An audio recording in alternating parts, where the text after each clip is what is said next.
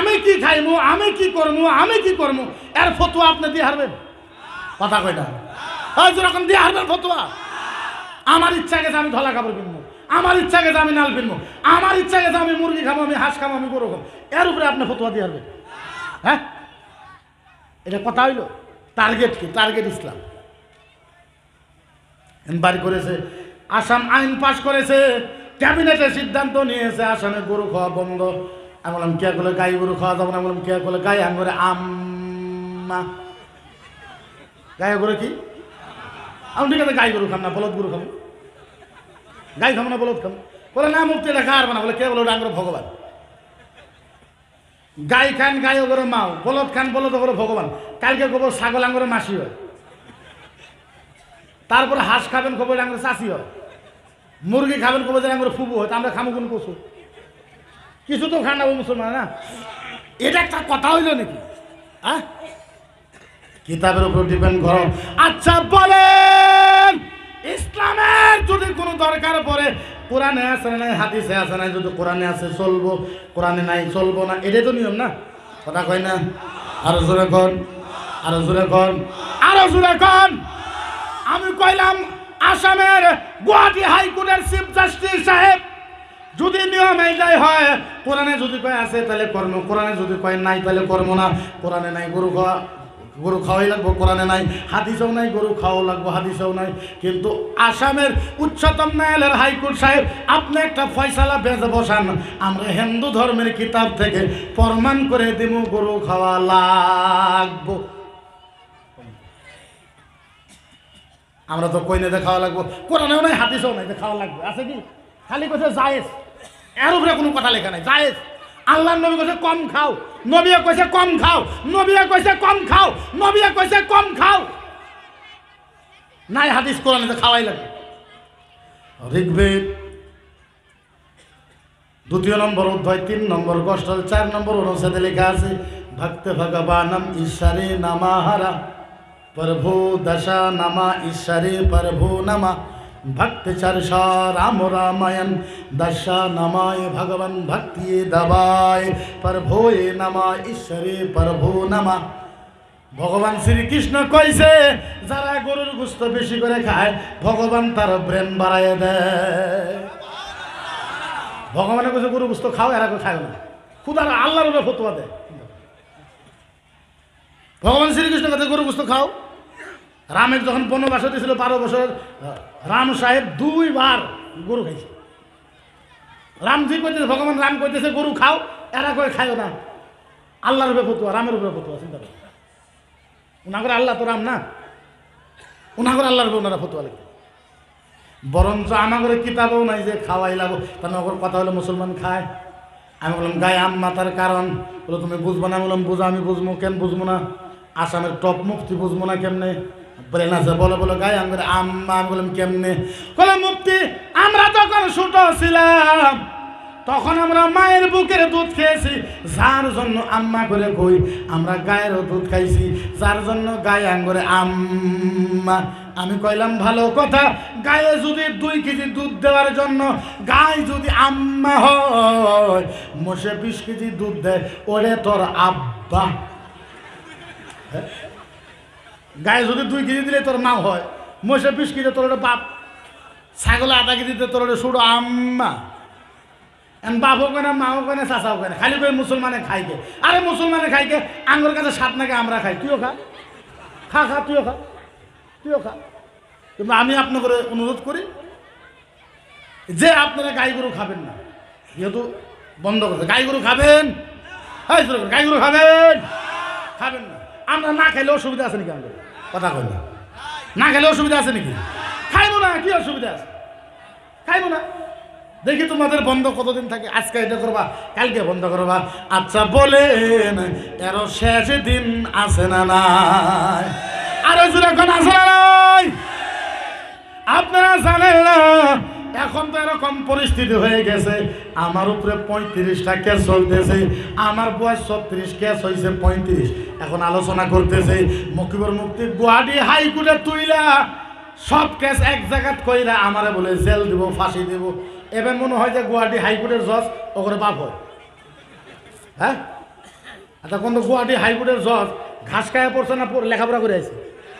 কথা কয় না। হ্যাঁ তোরা লেখাপড়া করছে না নাই? এইটা কি মানুষের কথার উপরে দিব রাজধান দিব? আমি কইছি একবার চল, একবার চইলা দেখ। আমরা তো কোনোদিনও খুলি নাই। শোন, আমরা যদি 30 পারা কোরআন আমরা যদি 3 বছরে মুখস্থ করতে পারি, তাইলে মনে রাখ রামায়ণ গীতা আমরা 6 ঘন্টায় মুখস্থ করব। তুলা তুলা তুলা গুয়াহাটি হাইকোর্টের, আচ্ছা বলেন গুয়াহাটি হাইকোর্টের জজ আঙ্গুরও কথা কবার সময় দিব না নাই? কথা করে দিব না নাই? আমি কোনো গুয়াহাটি হাইকোর্টের জজ সাহেব, আমার 3-4টা কথা আছে। ও গুয়াহাটি হাইকোর্টের জজ সাহেবের রামায়ণ, উপরামায়ণ, ভৌতুক রামায়ণ, রামচরিত্র মানস, বাল্মীকি রামায়ণ, গীতা, ভগবত, ঋগ্বেদ, যজুর্বেদ, অথর্ববেদ, সামবেদ, বাইবেল, জজ সাহেব এগুলো কিতাব আমি গুয়াহাটির থেকে কিনছি 40,000 টাকা দিয়ে। ও জজ সাহেব এই কিতাবে যা আছে আমি পড়বার পাবো না নাই? জজ সাহেব পড়বার হুকুম দিব না নাই? আমি কোনো জজ সাহেব আমার যদি একটা ভুল হয়, আমারে গুয়াহাটি দিসপুরের সামনে রশি লাগে আমারে ফাঁসি দাও। আর জজ সাহেব বলেন আমারটা যদি সত্য হয় তাহলে কি হবো? জজ সাহেব এই যে দেখেন সামবেদের ভিতরে 2 নম্বর অধ্যায় 3 নম্বর গোষ্ঠল 59 নম্বর 14, 15, 16, 17 ভিতরে আছে নাতিস্পর্তি মাস্তি ভক্তি ভগবানম নামা পারো ঈশ্বরে পারভো নামা নাতিস্পর্তি মাস্তি ভক্তি ভগবানম নামা নাতিস্পর্তি মাস্তি ঈশ্বরে পারভো নামা নাতিস্পর্তি মাস্তি ধর্মে প্রভো নামা সনাতন ধর্মতম শাশ্বধরম পরম ধর্মতম নামায় ঈশ্বরে ধরম নাতিস্পর্তি মাস্তি। জজ সাহেব দেখেন কোরআন হাদিসে আছে মূর্তি হারাম, আপনাদের বেদের ভিতরে লেখা আছে যারা মূর্তি পূজা করব ওগরে ভগবান কান ধরে স্বর্গ থেকে বাইরে করে নরকে দিব। জজ সাহেব লেখা আছে। জজ সাহেব আমি 90 টাকা দিয়ে কিনছি কিতাব। জজ সাহেব কোন যদি ভুল হয় তাহলে আমার 90 টাকা ঘুরাই দাও। হ্যাঁ যদি কিতাব ভুল হয়ে যায় তাহলে সাফাইছে কারা ওর উপরে ক্যাশ ডায়েরি লেখা হোক, যে দোকানদারে বেচছে ওর উপরেও ক্যাশ দেওয়া লাগবে। ও জজ সাহেব এই যে রামায়ণ 1ম খণ্ডের ভিতরে লেখা আছে কুল হু আল্লাহ আল্লাহ লাম ইয়ালিদ ওয়া লাম ইয়াকুল লাহু। ও জজ সাহেব আল্লাহ কইছে কুল হু আল্লাহ আল্লাহ। ও জজ সাহেব এই যে রামায়ণ 1ম খণ্ড 1ম নম্বর 59, 2 নম্বর অধ্যায়, চ্যাপ্টার নম্বর 120, 21, 22, 23, 24 লেখা আছে এককাম বিদিতাম নামা ঈশ্বরে পারভো নামা এককাম বিদ্যিতে নামা পারভো নামা দুঃশতম নামায় ভগবানম পরম্ভা তিসায় নামায় ভগবানম পরম্ভা এককাম বিদিতাম নামা পারভো নামা ঈশ্বরে পরম্ভো নামা নামা ঈশ্বরে পরম্ভা এককাম বিদিতাম নামা। ও জজ সাহেব লেখা আছে এক আল্লাহকে মানো, দ্বিতীয় আল্লাহকে মানো না। এক আল্লাহর বাইরে যদি কেউ মানে ওই হিন্দু ধর্মের মানুষ হইতে পারে না। জজ সাহেব লেখা আছে, আমি কি করবো আপনি কোন? এই যে রামায়ণের ভিতরে লেখা আছে জজ সাহেব আপনি বলেন আমরাও তো চাই, আমরাও চাই একবার আমা করে তুলো, তারপরে আমরাও কিছু জানি না নাই। আরে জুরা কোন জানি না নাই? আমরা জানি, আমরা বলতে চাই, আমরা বলতে চাই না। আমরা তো তোমরা যেভাবে করে পারো না, তুঙ্গর থেকে ভালো হিসাবে পারি আমরা। তুঙ্গর থেকে তোমার পণ্ডিতে জিল্লা পারে না তার থেকে বেশি আমরা। তুঙ্গর পণ্ডিত পড়ছে মন্দিরে 3 মাস মাত্র, আর আমরা পড়ছি প্রায় 16 বছর, 15-16 বছর। আমরা 3 মাস থেকে আসি নাই। এরকম বহুত কথা আছে, কিছুমান কথা এই জায়গার ভিতরে বলা যাবে না। এরকম কিছুমান বস্তু বহুত ধরনের বহুত কিছু আছে। তবে আমি যাই না হোক, আমি বেশি দেরি করব না। আমার 2টা আবদার আপনাদের কাছে। একটা আবদার হইল আমি যখনই টকশুতে যাই গোয়ালপাড়া ধুবড়িবাসীর মানুষ সবাই দোয়া করে। আপনারা দোয়া করেন না? এবার করছেন না নাই? সর্বপ্রথম আমি আমার অন্তরের হৃদয় থেকে আমি লাখ লাখ শুকরিয়া আপনাদেরকে জানাই যে আপনারা সবসময় আমার জন্য দোয়া করেন। আর আমাকে কিছু মানুষ বলে গুয়াহাটিতেও যে মুক্তি সাহেব আপনার একটা আলেম মানুষ, আপনার এত সাহস, এই যে আপনারা সারা আসামের মুসলমান দোয়া যে করেন, আপনাদের দোয়ার বরকতে আমার সাহস বাইরে যায়। আরেকটা কথা, যদি কোনোদিনও শুনেন আমার কিছু হয়ে গেছে, যাইতে না পারলেও দোয়া করবেন না? নাই করবেন না? আবার কইবেন যে হুজুর ভয় করেন। ভয় করি না, জানেন না। এগুলো কিছুমান কথা আমি বলি না, বললে তো ইমোশনাল হয়ে যায়। আমার বাড়ির 3 দিন 4 দিন করে রান্না বাড়া হয় না। আমারও 2টা ছেলে আছে, বাবা মা আছে, বিবি আছে। একটা ছেলের উপরে যখন 35টা কেস থাকে, আমি এই বছরই 3বার জেলে গেছি। জেলে গেছি, আপনারা গম পান না নাই? আমি 1 বছরের ভিতরে 3বার জেলে গেছি।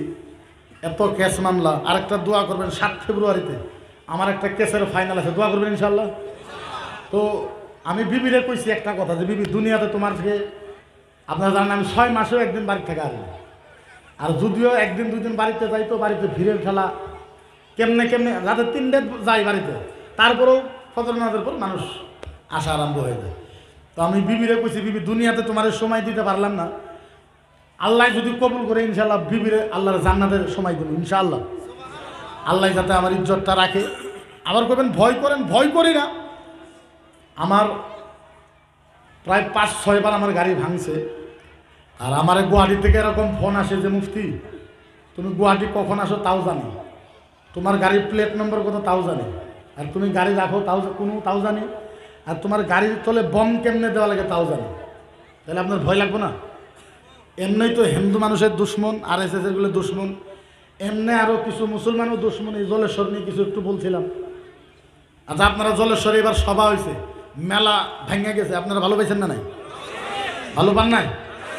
আমার কিছু জ্বালা যন্ত্রণা গেছে, কারণ জলেশ্বরে যেহেতু বহুত ভক্ত, কথাটা বুঝেন নাই, বহুত ভক্ত আমার কইছে ওদের গল্প আইবেন না, আপনি ঠ্যাং ভেঙে দেবো। আমি ঠিক আছে বাবু, তুমি ঠ্যাং ভেঙে দিও, কিন্তু তাও ভণ্ডামি বন্ধ করো, শয়তানিটা বন্ধ করো। নাকি ঠ্যাং ভেঙে দেওয়ার পরেও যদি জলেশ্বর যদি পূজা বন্ধ হয়, তাতে আমি খুশি আছি, 1 ঠ্যাং দিয়ে চলবো। তো আপনাকে দোয়ার পর কথা আমি কেস করছিলাম কম পান কি? আমি গুয়াহাটি হাইকোর্টে কেস করছিলাম। আমি বললাম যদি আপনারা মাপ না চান সারা আসামবাসীর কাছে, আর এটা ওয়াদা করা লাগবে যে আমরা কোনো ভাঙ মদ জুয়া তাস কিচ্ছু হইব না, মেলা হইব না, সভা হইব, তাইলে আমি কেস তুলব, না হইলে আমি তুলবাম না। আমার এরকম কথা কইছে যে মুফতি সাহেব আপনার স্করপিও গাড়ি দেবো, আপনি কেস তুলেন। আমি বললাম দেহ এগুলোর কথা আমার কেউ না, স্করপিও গাড়ি।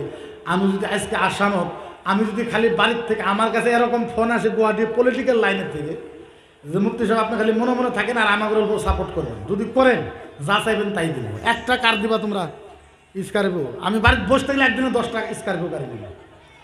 বহুত গেছে, কিবা কিবি গেছে। আমার লাস্টে বদর হুজুরে ফোন করলো। আমি বললাম হুজুর আপনি কি করেন? বলে মনে মনে চাই, তুমি যা করছো সত্যই করছো। আমার উপরে উপরে কী চান? বলে উপরে উপরে ভোট লাগে আমার। আমি বলছি আপনি কই দেবেন যে মুফতি না করছে, কেস তুলব না। তারপরে জলেশ্বরের পীর সাহেবেরা বহুত রিকোয়েস্ট করার পরে আমি কেস তুলে দিছি। আলহামদুলিল্লাহ এই বছর সভা হয়েছে, গম পাইছেন না? নাই হ্যাঁ, এই বছর সভা হয়েছে। আমিও আল্লাহর কাছে শুকরিয়া আদায় করছি যে আমার যদি মরণও হয়ে যেত, গাড়ি দুটো আরও ভাঙতো, পাও যদি ভাঙতো, পাও ভাঙার পরে যদি হাজার হাজার মানুষ সেরেকের থেকে বাঁচত, হাজার হাজার মানুষ এবার সেরেকের থেকে বাঁচছে না? নাই এই কবিরা গুনার থেকে বাঁচছে না? নাই এত কবিরা গুনার থেকে বাঁচার পরে আমার যদি ঠ্যাং এটা গেত, আমি আল্লাহর কাছে কবুল করে নিতাম যে আমার একটা ঠ্যাঙের বদলায় হাজার হাজার মানুষ কবিরা গুনার থেকে বাঁচেছে। কাবিল তো আমি কবুল করে নিতাম। তো যাই না হোক, ঠ্যাংও যায় না, হাতও যায় না, সব সহি সালামত হয়েছে, ভণ্ডমিও চলে গেছে। এবার ইনশাল্লাহ বহুত ধুনিয়া খুব সুন্দর ধর্মসভা হয়েছে। আমি অন্তরের হৃদয় থেকে হাজার হাজার জনগণ্য উলামার মাহফিল থেকে আমি কলিজার গুড়ের থেকে জলেশ্বরের পীর সাহেব করে ধন্যবাদ জানাই আর দোয়া করি আল্লাহ ওনাদের উমরের ভিতরে, জিন্দগির ভিতরে আরো বরকত দেখ, আরো ভালো হিসাবে ধর্মসভা করার তৌফিক দান করো। আল্লাহুম্মা আমিন কর, এ জোরে করে আল্লাহুম্মা আমিন।